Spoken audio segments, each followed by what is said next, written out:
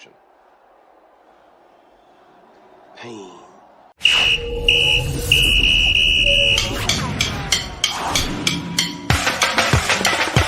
We run the clock, Super 16 is the cream of the crop. College football time of year, don't stop. You're adding this guy. Just another go dome with the courage, heart, skill, and will. Bringing you the best 16, serving up a plate for the football fiends. Breaking the best 16 college teams. Football fans, just to show what you dream. Ain't no bias, Chris Zorich breaking truth. Traded in the golden helmet in the past for a suit. With the tape, never lies, college ball, he's a stoop. Breaking the top 16, not the top 32. I don't mean to cut you off like a Zorich jersey, but you ain't really grinding unless the jersey dirty. Hit the running back like a Mack truck behind the 30-yard line. It's game time. My team riding off the sideline. You look at Chris like this with a fact checklist, going over college teams like a busy scientist. Steve streaking from his head like in his playing days. Super 16 polls on the show straight away. It's the FBS, the best of the best from the ACC to the SEC. Pac-12, Big Ten, Mountain West, Sun Belt, and the Big 12. Open your eyelids. Who the best like Allen? Super 16 is the cream of the crop. College football time of year, don't stop. With Christopher Zorich, just another go dome with the courage, heart, skill, and will. Bringing you the best 16, serving up a plate for the football fiends. Breaking the best 16 college teams. Football fans, just to show what your dreams.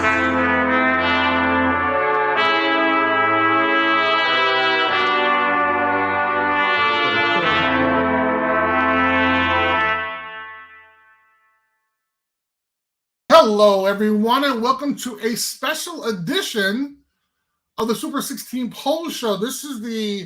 Interestingly enough, this is the amazing coverage you're going to have a half hour before the game, the national championship game, with Georgia versus TCU. And then check us out immediately after the game, where we'll give you kind of a breakdown on who won and why.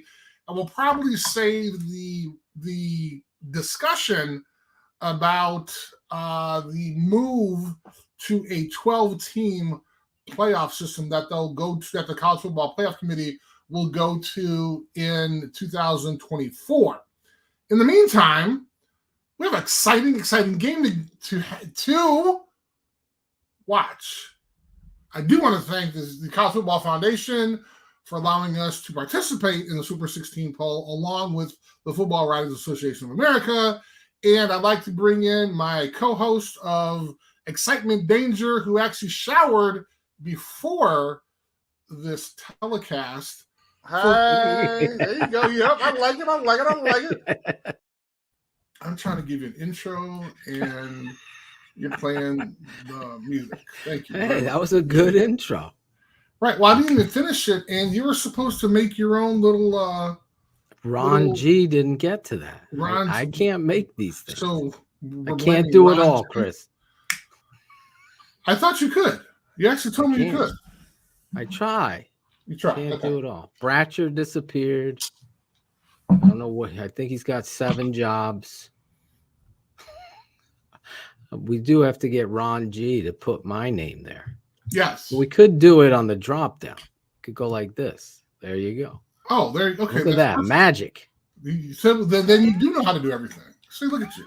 I'm back. I am the smartest man. You are. Well, let's talk to Shane about that. But we have a lot to get to. We've got an exciting game coming up. I just want to hit a couple things. The national championship, yes. Baby. Sadly enough, it's the last game of the year. Although I'm excited, I'm so frustrated and sad because I think there's like a Senior Bowl, and then we don't have anything left. So it's going to be frustrating, and I'd love to talk to you about the Bears. However, it's not going to happen because we only got about 10 minutes. So we can't talk Bears. We can't even talk about the fact first overall pick since 1912 or something like that. 1947. Wow. It was 1947. Virginia McCaskey was heading to the prom. Which is actually pretty good, right? Considering, right? You know. That is a pretty good record to never hold the first overall pick. Yes, which actually 1947. Yes. However, they've had like 67 coaches since that time, but that's a whole different conversation. Don't get people fired up. I already got enough people fired up. All right. Well, I'm going to get fired up because we have a game in a couple minutes. Let's go. Are Let's you go. pulling for TCU and your vote for Coach of the Year? How about that? Who knew, huh? Who knew? You always pull for the SEC. I am, but I understand football. So here's the first question I'm going to ask. If you are in that locker room right now and you do Kirby Smart and I'll do Sonny Dykes. So you are Kirby Smart. What do you say to your team? Well, I don't. That's awesome. Have the southern. I don't have that southern. I'm going to go out there and kill somebody now. I don't have that southern draw, but I certainly got a beat. Give me my theme music, and I would walk in there and I'd be like, "We've been here before. We've been here before. People have doubted us. Georgia, you can't win the big game." And all I got to do is turn my head and look at this guy. Stand up. You've been doubted. You've been kicked to the curb. Christ, even I didn't believe that you can overcome this. If he ain't the leader, you leave everything out on the field. Everything. You're the SEC. Christ, even Notre Dame and Chris Zorich believe in us. So go out there and show the world. We ain't gonna let an underdog find a way to get a quick shot in us. We take the punches and we throw them back harder. We go for the knockout early, and then let's celebrate. That's what I say to this. Love it. All right. See what I'm talking about? That was good. I thought I was going to put you on the spot. That's good, man. That's a good speech. Thank you. I feel like I've coached. You thought I was going to say Sonny Dykes, didn't you? I thought you were going to give me Sonny Dykes, but I would have been prepared for that too. See, I'm going to flip it. So I'm going to do Sonny Dykes. So, and this is interesting because, as Phil knows, I've been on the opposite of whoever Sonny Dykes and the Horned Frogs are playing. It's because I don't like the Big 12. So this is called journalism. This is called flipping the script. Correct? Yes. All right. So this is me. So this is me doing Sonny Dykes. I don't have the draw, but everybody in the country has said that you were underdogs. And you kind of took my thing, Phil. I was going to point out Max Duggan. Get your ass up. Stand up. Everybody doubted you. Matter of fact, I doubted you. Your ass is on the bench. But what have you proven? Not only to me, more importantly, to the guys in this locker room. Because at the end of the day, this is all that anybody that you should be caring about are the people in this locker room. 20 years from now, 50 years from now, the only people that are going to be excited about this game are the people in this locker room. I want you to understand, you have 60 minutes to play and a lifetime to remember. Do you understand that? No one else. We were ranked 7th in our conference, unranked going into this year. Everybody in the country doubted us, except the people in this room. Some of your family members, some guys that aren't here, they wanted to jump in the portal. They're not here. They don't understand what it takes. You want to be successful? You want to be a champion? More importantly, you need to play for everybody in this room. I think you can do it. No one else in this country does, but I do. And 20 years from now, we're going to get together and we're going to celebrate TCU's first national championship. Let's go out there and kick some Georgia ass.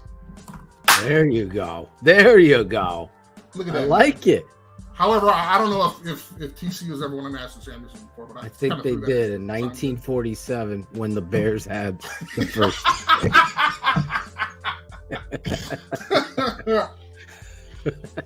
All right, give me 3 keys on how TCU wins this game. 3.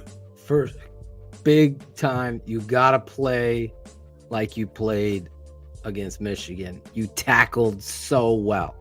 That defense has got to tackle Georgia. And, McIntosh hitting it up in the hole. You're going to have to put his ass to the ground. Send the message.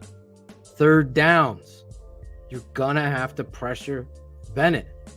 You're going to have to take some chances here. Everything's on the line, like you said. You can't get conservative here. So you got to believe in that defense. The defense is key, because if you keep them out of the end zone, you're still in the game. Everyone forgets that in football. That's why it's cliche to say defense wins championships. It ain't cliche. It's the truth. You got to go out there and tackle and be critical on third down. Then offensively, listen, I'm not going to keep it a secret. It's all up to you, big dog, the red-headed freaking red rifle. You're going to have to go out there and carry this team. And everybody's got to rise up and make plays. It ain't about chunk plays. It's about moving the chains. That's where TCU, you're going to have to play great defense here today. Tackling is going to be the key. If TCU tackles and plays the way, number 14 on TCU, my God, what a football player. Mm-hmm. If they come to play like that, then I think that's the impetus for them to win, because I think this kid is going to be able to run and move the football, the chains. Obviously, they got the big wide receiver who I love in Johnston, but I don't want them forcing offense. Like, let it happen. It all goes through the redhead. Then everything else will go from there. So those are the three keys. Moving the chains by running the quarterback and option game. Don't get fooled by trying to make big plays. Play great defense and get off the field on third down. Those are the keys in my mind. Okay, those are the three keys for TCU to win. Can you give me some intangibles that you think would put them over the top? Well, I think if they hit the big plays off the running, and they hit the big play to Johnston, then I think that's going to be able to put them over the top. But if they can't try to reach for it, you got to let the game come to you. And I think it all starts with the defense. If they're getting gashed, that's the game right there. So the defense is really about. That's going to put them over the top. If they tackle really well, they're going to stay in this game. I mean, Michigan, you have 2 freaking pick sixes. Right? And you still are in the game. Mm-hmm. That gives me big concerns about TCU versus Georgia. Right. So that's why I'm like, you got to tackle. You have to tackle. And we'll see how they do tonight. That's the critical. Then Johnston will be the key factor to put you over the top. If he's able to make some big plays down the football field, then your confidence is going to grow. But you can't reach for that early. You know what I'm saying? Like, that can't be your, let's start the game. Let's start throwing the ball all over the place. Right. Now you're in panic mode. Nah, exactly. Just try to go through the quarterback. He got you there. Don't forget that shit. Michigan forgot that shit. Well, Michigan was the coach, but yes, I agree. So there are some intangibles that I think folks should kind of pay attention to that I think are important. One, that TCU has never been in this situation before. Right. And if they have, it was in the 40s. But the idea that, and it's interesting because 1938. Thank you very much. So 1938. That's close. It was very close. Bears had the second overall pick. Was Virginia born yet at that time, or what year was she born? 1930. When was? Well, no, she's 100. Okay, I can't do math like this. Okay, wow. Okay. 19. She's 100. Officer, I forgot. 1922. So she was 10. So the idea would be, which we saw with Michigan, which I was really surprised, because Michigan talked about how when they were here last year in the playoffs, that they were enjoying the moment. They were doing the events. They were having fun. And this year was like a business trip. And I thought that that may have been one of the reasons why Michigan kind of laid an egg, right? Right. But the idea would be if TCU is TCU taking it seriously, right? Is it a situation where, hey, let's enjoy this? Because at the end of the day, you have to do it because it's a game. But that only goes so far, right? So for Georgia, I mean, all this is old hat for them. Right. Now, they were newbies last year. They knocked off the top dog. But I think that what's going to put them over the top as an intangible is the fact that they've done this before. They've gone to hotels. They've spent 3 hours sleeping the night before the game. TCU has not. And I think when teams find themselves in that situation, I think that they try harder. Mm-hmm. And I think kind of like you were alluding to is that what they need to do in order to win or to overcome that is to play their game, not try to overcompensate, right? Not try to go and win the game each down. Exactly. Let's play or let's execute the play that's called. Right.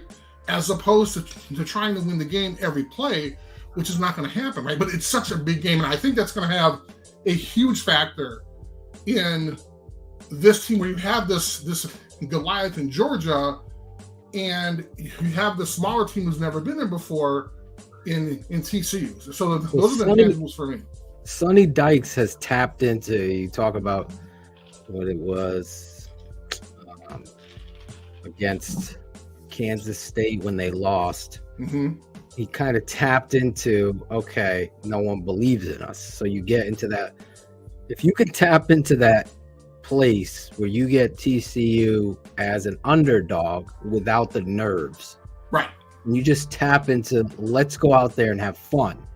And you have them really believe that. Because to your point, if you get tense and you're nervous, that's when critical errors and false steps and you lose track of your fundamentals. I mean, the preparation is critical here because you're obviously facing, if we're in a gym class, Georgia has all the athletes and you have a few on your side, right? So now this is why I love football so much, because it comes back to coaching. And Sonny Dykes, Coach of the Year, has to have tapped into the mentality of the player to believe and be comfortable in the expectation of winning. Right. Like if you have players, we're never gonna win. You've lost. You've lost. That's why, and I hate to bring it back to the Bears, that's why when everyone said, "What the Bears? He has no talent. He has no talent," and I'm like, "You're a coach. These are NFL players. They came from TCU, Minnesota, wherever the frig they came from. They all have talent. Right? Don't give me this crap. It just drives me insane. Like, they don't have any talent. Coach better. Mm-hmm. Expect more. Right. Dumb it down. Sonny Dykes has to tap into that underdog card. And it's a mental game.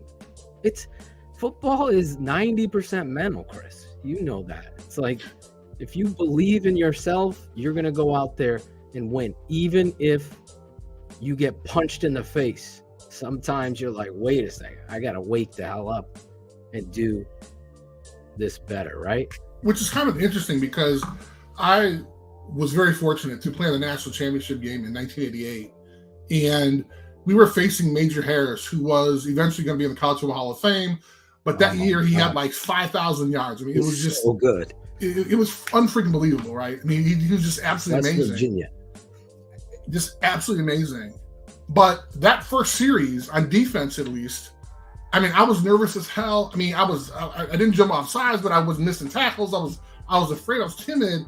But then after that first series got going, I realized, hey, man, these guys aren't that tough. Or, hey, this guy didn't hit as hard as I thought he was going to. Yeah, exactly. Hey, and so it wasn't, at least for me, but I think a lot of guys on the team, if you talk to them now, that first series, you're a little nervous because this is it. This is the game. right? Exactly. I mean, this is what you worked, maybe all your life, or at least during the summer for, and then having an opportunity to kind of be in this game.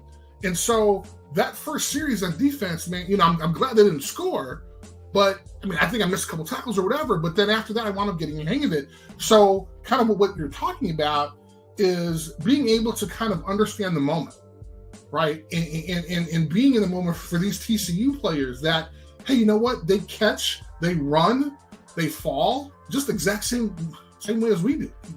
Yes, they may be in this better conference, but we're good. And if we weren't good, we wouldn't be here. We're good. So it's just a matter of putting together a good game, and we'll have a chance to be successful. This is why I love this game. I mean, nobody picked TCU to be in this position. Nobody. How could they? They were 7th in the conference. And that's what this is about. I mean, it's the proven point. I mic drop every week on these nerds because it's like football is a mentality, and it begins and ends with the coach. I'm sorry, and talent is critical. There's no doubt. But guess what gets talent in the building? The coach. The coach. And that's the reality of what, Nick Saban has done. And now you see Kirby doing, and you see it all around the country. And now the transfer portal and all that stuff is throwing screwballs into the whole system that you're now going to have to rearrange how you do your due diligence in your recruiting process. Sure. And it's interesting. Your team is getting probably one of the best quarterbacks in the country, going to Notre Dame now, transferring there. That, you think that changes the dynamic of Notre Dame football? It sure as hell should. Well, I mean, and I think this is to your point, though, right? When you talk about coaching, right? And so, yes, you can get crazy talent in the transfer portal, as we had a chance to see with Michigan State 2 years ago, right? Exactly. So they had this magical year. Then you find out during the year that almost half the guys were from the transfer portal, right? So you had a very kind of experience-laden team, but that only got them so far, right? I mean, they wound up beating Michigan that year, and they were successful, but then all of a sudden, guess what? They have all the talent in the world, basically, and they still wound up losing. So the idea is that, yes, you have all this talent, but at the end of the day, you got to be a good coach to be able to put this talent together. It's going to be that way for ever in football. Just doesn't resonate with a lot of people because fantasy football is taken over, and stats and money and caps and all that stuff. At the end of the day, all you have to do is look at walk-ons and undrafted free agents. There's a reason why they weren't believed in. It was the stopwatch. It was an opportunity in high school. It was the lack of wherever. Maybe they grew. Brian Urlacher was 6'1" as a freshman in college. Then he grew to 6'4". Whatever it is, talent is going to, find the top if they work at it, if they love the game. It's up to the coach, though, to put those talented players in the right position. That's why I don't listen to anybody. Penn State running backs suck. Alabama quarterbacks, you can never draft. You don't scout by the team. You scout by the player, and you see the play. Like for me, the knock on Bryce Young, his size, that's not going to affect my assessment of his poise, his accuracy, his toughness, his ability to anticipate, his arm strength. All of that stuff outweighs his 6 foot or 5'10", whatever he is. For me. And especially with him, I don't mean cut you off, but with him, he's a competitor, right? So he there's a high possibility he may be the first person taken, but guess what he did for his bowl game that wasn't indicative of the national championship. This dude said he's playing, and he played in the damn game. That should send a message to everybody. Volumes. I love that kid. Volumes. I love that kid. I had a higher grade on him than Mac Jones and Justin Fields and so on and so forth. Obviously, some of the other guys. That's how much I believe in Bryce Young. But that's neither here or there. I mean, this game, Georgia has so much talent. Remember last year there was 7 first-round picks came out of there, or something crazy. 6. It was crazy, man. And you were watching that defense. It was one of the greatest all time. Right, I mean, now, at that point, they were. There was a couple quarters they scored more than the offense. Maybe exactly. Like a pick 6 from recovery for a touchdown. I mean, it was like, wow, it was crazy. And tonight for Bears fans, holding the first overall pick. Everybody's going to have a mock draft and a plan. Right now, the only one that really needs to is Ryan Poles. And for you tonight, a guy in this game, Jalen Carter, playing that 3 technique like Zorich did, it is going to be a little bit better. A little bit better than me. But he hasn't done shit yet, Chris. So he did shit in college. Does he love the game of football? That's what we have to find out. That's tonight. This is no excuse boat. Right. Remember the Love Boat in the 80s? Fucking Isaac pouring out drinks for Cherie and Captain Stewie. Come on, man. That was my show. Right now, this is the last trip on the Love Boat, right? You got to lay everything out and dominate. I don't care if they're double team, triple teaming you. You're driving your ass into the backfield and you're letting everybody know. Don't you worry about me. I'm going to do everything. That's what I want to see. That's why. And I always bring it back to the Bears because I can't help it. And our audience probably loves it. But that's what the Bears have to freaking find. Guys that love this game. And oh, by the way, Bryce Young's teammate, best player in the draft last year and this year, he loves the game. Right? So that's what you're looking for, dogs like that. So I'm Ryan Poles. I got to keep that in my mind. Is Justin Fields my guy? He is. I trade down one, get more pick. I'm eyeballing Will Anderson. I'm not losing a pillar piece, an identity of what it is you're trying to do for your football team. There's a holy trinity in football. The Holy Spirit is the quarterback. No doubt. Then it's the pass rusher. Then it's your offensive left tackle. That's how you got to find your pillars. Do the Bears have that?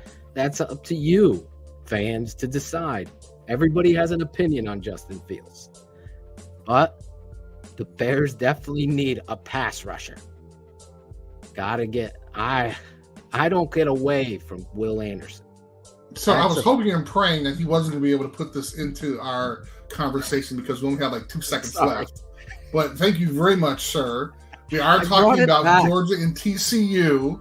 This is a college football show, which I saw a little. Bring some college. I know. I saw a little transition there. But so we're a couple minutes away from the game. Do they even kick off at 7:30, Chris? No. Well, it's going to take some time. It's going to take God bless America. Right. We got some celebrities going to jack up. Virginia McCaskey's going to show up. Wow. Birthday salute. Well, no. So we talked about TCU. Yes, TCU. What are the things Georgia needs to do to win the game? Georgia's got to believe in Stetson. And Stetson has got to make the plays when they matter most. Because, listen, McIntosh, to me, is going to be the story of this game. Can TCU and their front seven stop McIntosh? Mm-hmm. That kid runs hard. I mean, he runs hard. And then, obviously, a couple backup guys that go in there. And then they got to stop the big plays down the field. Obviously, the big tight end is hurt, number 0. So the other tight end, who's probably the best tight end, sorry, Notre Dame. Oh, easy. They're close. Second best tight end. I like the Georgia kid a little better. Of course you do. Because you hate Notre Dame. I'm just saying. I don't. I love Notre Dame. Todd Light was my guy. I wanted Todd Light. Jeff Burris. There you go. Tim Brown. I mean, come on. Wow. Blast from the Chris past. Zorich was the only guy who ended up getting out of Notre Dame. Ricky Waters. There you go. You ever talk to him? Absolutely. Ricky Running Waters. Fellow captain. Georgia, though, you have all the talent. If you play with your hair on fire and you take TCU's punch, because TCU, I believe, Sonny Dykes, I went from loving him to hating him against Kansas State. I'm like, this coach gets it. Then all of a sudden he forgets the quarterback got you down there. What are you doing? These coaches, situationally, I just hire me to be in the headset for you, There you to go. remind you. Right. Right. The voice. Getsy would be like getting it. It's 3rd and 1. David Montgomery and Blazingame in the game. Wow. 3rd and 1, coach. Remind you. Same here. Georgia, Stetson. I believe in Stetson. Everyone's like 5th round pick. He's this, that. I believe this kid is a lot better than.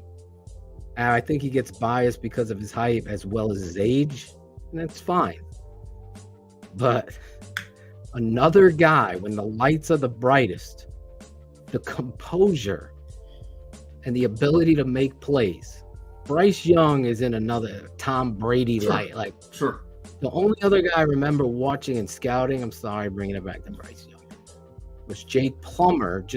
Jake Plummer just competitively just did things that was unbelievable at that time. If you remember, every moment, every time there needed to be a big play. And say whatever it is you want about Brett Favre and Aaron Rodgers, you go, oh boy, the last thing you want is them with the ball with 2 minutes to go and they're down by 6 or 3. You just didn't want that. You haven't had that.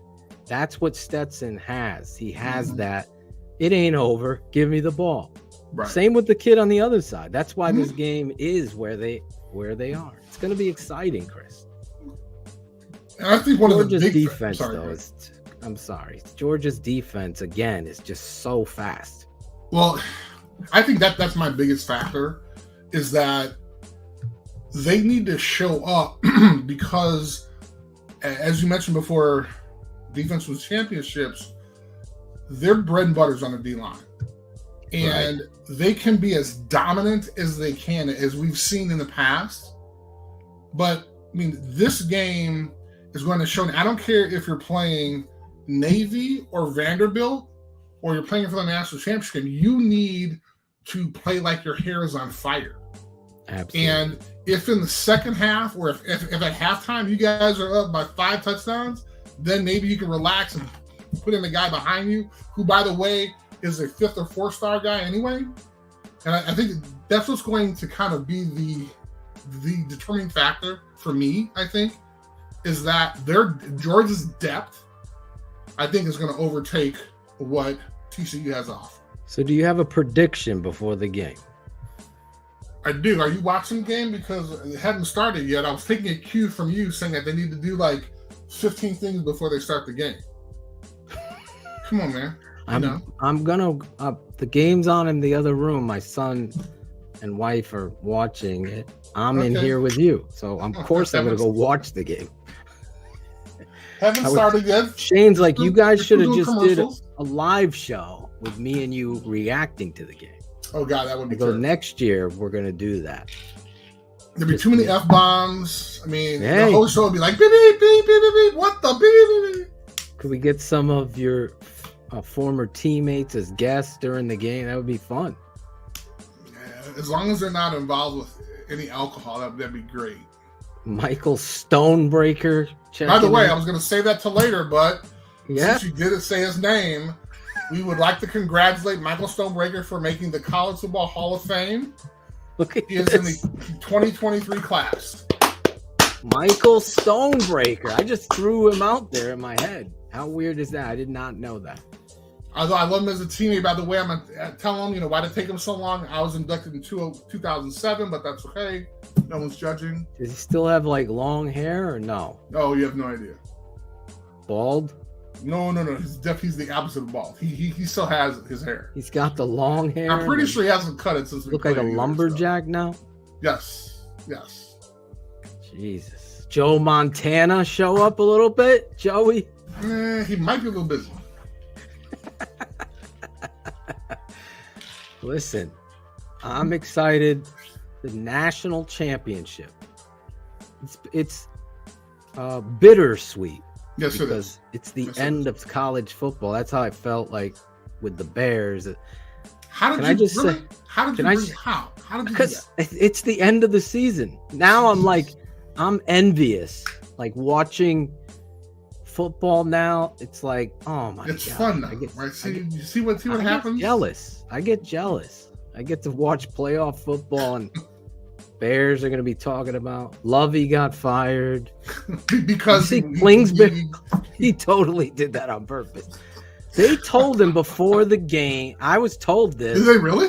Yes, that they were he's gone. This is it. Lovey went out there and totally said, "Wow, we're winning this game." So the Bears will get the first round. I'll get you that way. Yes. Wow, that's hilarious. I gotta give him credit. Did you see that picture I sent you with Cliff Kingsbury? I couldn't believe I can't believe he got fired. No, did you see the picture I sent you? Were you sitting alone? Yeah, so that was the draft in, was it 2020? I think. And that was him selecting the players? Yeah, so the by himself. So the big thing was either COVID. No, dude, check it out, man. They ran this whole expose on like the new age NFL choices, and this dude is chilling in his living room with his feet watching up, the draft, looking like, but it was like an ad out of like Restoration Hardware or something like that. It was an ad like a GQ. It looked like a VRBO. Yes, it was hilarious. Right? He had the mountain in the back, a fire pit going, and he's selecting players to the draft. Players, yes. It was like a fantasy draft. No, they actually sent that out. It was the day because I remember because oh my god, because they actually had a picture of Nagy in his office. Oh my god, and he had the background playbook board had like 30,000 notes on it, like 56 photos. I mean, it was ridiculous. And like you compared them and said, okay, you know who's gonna win? You know, sad. Listen, I'm excited. All right. The NFL is beginning its playoffs. The college football season tonight is putting the finishing touches. Chris, you predicting TCU with the upset? Absolutely not. What do you got? I forgot the score I gave last time, but yeah, you may change. I'm allowing you to change. Only because I forgot my score too. Well, right now I'll probably make it like I'm gonna go 42-14, maybe. Oh, you're looking for the blowout, that Nebraska. Blowout, man. I'm looking for domination. I am looking for no holds barred. I'm looking for literally like, dude, in 20 years when we remember this, we remember we fucking dominated. Georgia peach pie. What'd I say? 42-14 is what you just said. I'm going to go 35-28. Ooh. Closer game than Chris. TCU? No. Georgia's going to win. Okay. 35-28. Okay. After you gave that awesome speech? Yeah, I gave the speech. We won. Right. You said Georgia. That's right. My bad. I was going for Georgia. Yes. But listen, are you ready to go watch the game, or do you have any final points you'd like to make? Because we're going to be back right after the national championship with you. Jump in. We'd love to we're going to answer some comments. We're going to see who's closer to what they think they know what the hell they're talking about. The one thing I did want to say, okay. Mark is actually putting his prediction. I like it. I love guys that actually do that and not tell me. I picked it. Where? Where? Well, I told my dog. So one of the things that I wanted to say during my speech, I totally forgot. But this is for both teams. And I think people should really kind of take this under consideration. When you have situations like this and people are playing like in big games, the speech that the head coach may say may not be as influential as what the coach talked about during the summer conditioning, because that's really when a team is made. And coaching isn't the last 5-10 minutes before a game giving a rah-rah speech. It's the preparation that went into you getting there and you being on top, right? So the fact that both TCU and Georgia had hell of a summer conditioning programs, they made a statement. I mean, especially TCU, right? They were 5-7 the year before. I mean, they made a commitment that took like months and months ago, right? That they realized, hey, we can do something special here. And that's really when a team is formed. A team isn't formed during the season. I mean, you're hardly aren't even practicing. The games are every week. I mean, there's so much going on during the season that you're making sure that you have to be successful, and that time is during the summer. So that's what I want folks to kind of take away from this as well. The idea that teams aren't built during the year, and when coaches talk to you, it may fall on deaf ears for a lot of folks, but what those guys in the locker room are looking at is the sacrifices that they made. Or they look over to their brother and say, hey, you know, I can't let him down because we threw up in the same big old garbage barrel during summer conditioning or 5 o'clock workouts or 4 o'clock workouts. So the idea isn't that somebody can come in, pop in, and give a 5-second speech or excuse me, a 5-minute speech and oh, that's going to win the game. You know, really, it was built way before that. So that's the last thing I want to say. There you go. Zorich laying the foundation of the season in summer camp. No, and we'll see. Whoever watched Remember the Titans, about, so. You would know exactly what he's talking about. Very true. Very true. We got two predictions. Ron G. Ron G. Hey. There he is. 42-27. All right. He's close. Woo, he's closer than mine. Okay, I like Robert McGraw has TCU. Uh-oh. The underdogs. Wow. Same with our guy Ben Ricketts. Man, I see. Utes. Shocking the world. They would shock the world. He's going to Utes. They would shock the world. 35-28. We're on the same page, Jason. We're going to find out as the teams are getting out there. I'm sure they'll have 3 more things. Dr. Pepper will throw. Well, I don't know yet. They're up there. They're about to do the coin toss. Wow. Oh, perfect. All right. Coin toss. Coin toss. Guys, we'll be back right after the game right here. We'll set up the show because we have no idea what time that'll be. But keep it locked in here. We'll see you later.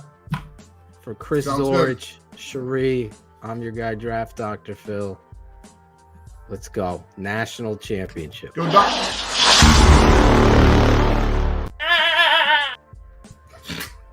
Thank you. Thank you very much. I appreciate that.